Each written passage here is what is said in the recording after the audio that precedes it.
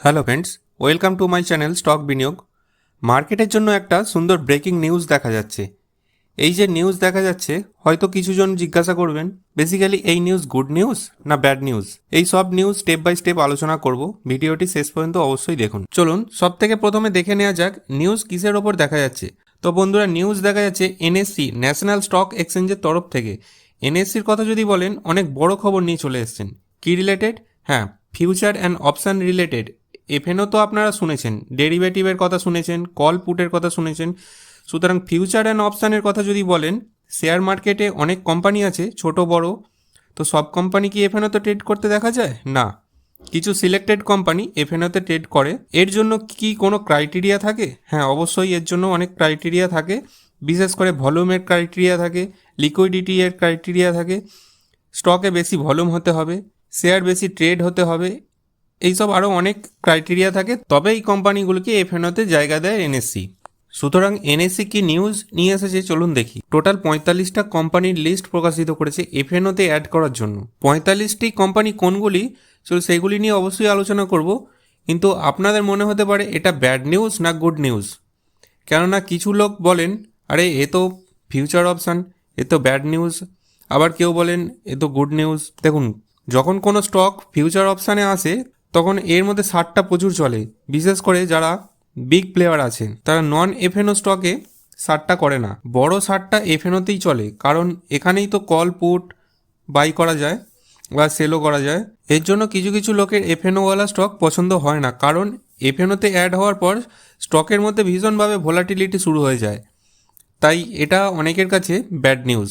এর মধ্যে একটা গুড নিউজও আছে। গুড নিউজ কি?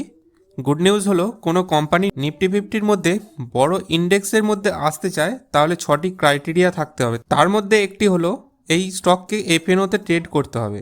যদি এফএনওতে ট্রেড না করে, তাহলে কোম্পানি যতই ভালো পারফরমেন্স করুক না কেন বা প্রফিট করুক, নিফটি ফিফটিতে অ্যাড হতে পারবে না। নিফটি ফিফটি ইন্ডেক্সের মধ্যে অ্যাড হলে কোম্পানির আলাদা আলাদা ইনফ্লো চলে আসে, ইন্ডেক্স লেভেলের টাকা আসে। কিছু লোক নিফটি ফিফটির মধ্যে ইনভেস্ট করে, এদের টাকা চলে আসে। ফরেন ইনভেস্টাররা বিগ ইন্ডেক্সে ইনভেস্ট করলে সেখান থেকে কোম্পানির কাছে টাকা আসে। এর জন্য এফএনওকে গুড নিউজও বলা যায়। এই জন্য এনএসসি 45টি কোম্পানিকে এফএনওতে অ্যাড করার জন্য লিস্ট বের করেছে। ভবিষ্যতে নিশ্চিতভাবে বলতে পারেন নিফটি ফিফটির বছরে দুবার রিব্যালেন্সিং হয়, তখন এই কোম্পানিগুলির মধ্যে কোনো না কোনো কোম্পানি নিফটি ফিফটি ইন্ডেক্সে অ্যাড হতে পারবে। তো চলুন দেখে নেওয়া যাক কোন কোন 45টি কোম্পানির নাম আছে। তো চলুন এনএসসি কি সার্কুলার এনেছে দেখে নিই। সার্কুলারটি এসেছে 13 তারিখে, আর এটার এফেক্ট পড়বে 29শে নভেম্বর 2024 থেকে। 29 নভেম্বর 2024 থেকে এটা এফএনওতে ট্রেড করতে থাকবে এই কোম্পানিগুলি। তো ফার্স্ট কোম্পানি হচ্ছে Adani energy, Adani Green, Angel One, APL Apollo Tubes, Adani Total Gas, Bank of India, বিএসসিও আছে, BSC Limited, CAMS, CDSL, CSC সরকারি company, CG Power, Cyient Limited, delivery, ডিমার্টও আছে, ডিমার্ট একটা ভালো কোম্পানি, এইচএফসিএল, হুডকো একটা সরকারি কোম্পানি, ইন্ডিয়ান ব্যাংক, আইআরবি যে রোডের কনস্ট্রাকশনের কাজ করে, আইআরএফসি ও জিও ফাইন্যান্স সার্ভিস লিমিটেড।